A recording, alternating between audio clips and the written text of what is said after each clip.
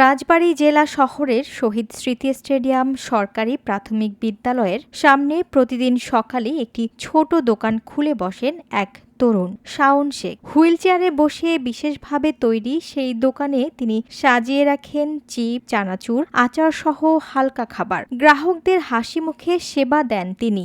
দোকান থেকে যে সামান্য লাভ হয় তা দিয়ে মায়ের প্রয়োজনীয় ওষুধ কেনেন। চোখে মুখে ক্লান্তি থাকলেও মনে থাকে তৃপ্তি। প্রতিবন্ধকতাকে জয় করে নিজের জীবনের সঙ্গে লড়ে চলা শাওন যেন প্রমাণ করছেন সাহস আর দৃঢ় সংকল্প থাকলে কোনো বাধাই অতিক্রম করা অসম্ভব নয়। বোরহানুদ্দিন খানের তথ্যচিত্রে কালুখালী টাইমসের প্রতিবেদন। রাজবাড়ী সদর উপজেলার রামকান্তপুর ইউনিয়নের মাটিপাড়া গ্রামের এক ভূমিহীন পরিবারে জন্ম শাওনের। বাবা শফিক শেখ ও মা শাহানা বেগম বর্তমানে রাজবাড়ী পৌরসভার জেলখানার পাশের একটি বাড়িতে ভাড়া থাকেন। বড় ভাই সাগর শেখ ঢাকায় দিনমজুরের কাজ করেন। শাওন পড়াশোনায় মনোযোগী ছিলেন। রাজবাড়ী টেকনিক্যাল স্কুল অ্যান্ড কলেজের শিক্ষার্থী। অসুস্থ হয়েও মাধ্যমিক পরীক্ষা দেন। 2021 সালে এক অজানা রোগে আক্রান্ত হয়ে শয্যাশয়ী হয়ে পড়েন তিনি। ফরিদপুর মেডিকেল কলেজ হাসপাতালে দীর্ঘ চিকিৎসার পরও পুরোপুরি সুস্থ হতে পারেননি। 2024 সালে বড় ভাই সাগরের সহায়তায় একটি হুইল চেয়ার পান শাওন। সেই হুইল চেয়ারের ওপরই বিশেষভাবে ছোট দোকান বানিয়ে মাত্র 2000 টাকা পুঁজি দিয়ে শুরু করেন নতুন পথ চলা। প্রতিদিনের সামান্য লাভেই মায়ের ওষুধ কিনে দেন তিনি। অসুস্থ শরীর নিয়েও মায়ের মুখে হাসি ফোটানোই শাওনের সবচেয়ে বড় তৃপ্তি। তার স্বপ্ন একদিন সুস্থ হয়ে নিজের পায়ে দাঁড়িয়ে বড় একটি দোকান দেবেন, যাতে মা আর কষ্ট না পান। তারা বলছে যে ঢাকা নিতে, আমি টাকার অভাবে ঢাকা নিতে পারি নাই। আর্থিক অবস্থা আমার বেশি ভালো না, তাই আমি ঢাকা নিতে পারিনি। ছেলেটার আমি সুস্থ করতে পারিনি। আপনারা সবাই যদি আমার সহযোগিতা করতেন তাহলে ছেলেটা মনে হয় ভালো হতো। শাওন কি জন্ম থেকে এরকম? জি না, শাওন জন্ম থেকে এরকম হয় নাই। শাওনের 4 বছর ধরে এরকম হয়েছে।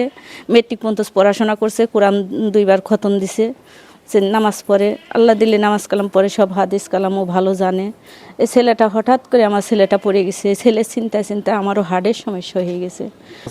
এই অল্প কিছু উপার্জন করি, এতে আমার সংসার চলে না। আপনারা যদি আমার একটু সহযোগিতা করতেন। আর আমার এই মেয়ে ছেলেটার একটা প্রতিবন্ধী কার্ড করা হয়েছিল, কিছু ভাতা পাইতো সরকার থেকে, ওইটা 5 আগস্টের পরে ওইটা বন্ধ হয়ে গেছে। তো ওর কিছু ওষুধ পানি খাওয়া লাগে। আর এই কোরবানির আগে ফরিদপুর 250 বেডে নেওয়া হয়েছিল, ভর্তি করে রাখছি 8-9 দিন। ডাক্তাররা কোনো রোগ খুঁজে পায় নাই।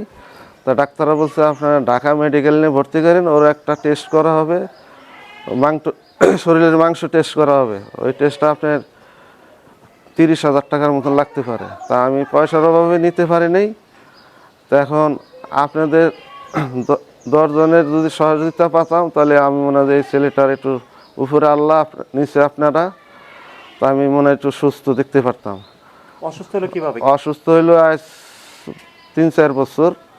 না, হাঁটাচলা করতে পারি না, বিছানা থেকে উঠতে পারতাম না। এখন ইনশাআল্লাহ আল্লাহর রহমতে আমি একটু চলাফেরা করতে পারি গাড়ির উপর। তবু গাড়ির উপর দিয়ে এই গাড়ি চালাতে আমার খুবই কষ্ট হয়। কি চাও এখন তুমি? এখন আমি চাই সুস্থতা। আপনারা যদি আমার পাশে থাকেন, এবং সাহায্যের হাত বাড়িয়ে দেন, আমি অবশ্যই আরো 10 জনের মতন আমি বন্ধু বান্ধবের সাথে খেলাধুলা করতে পারবো।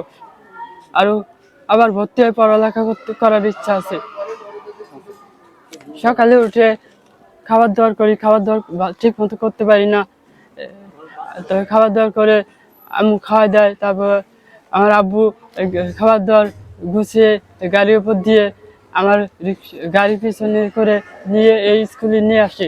তারপর আমি কিছু খাবার বিক্রি করে আবার কিছু ওষুধ পানি কিনে আমার ছোট ভাইয়ের জন্য কিছু খাবার কিনে বাসায় যাই।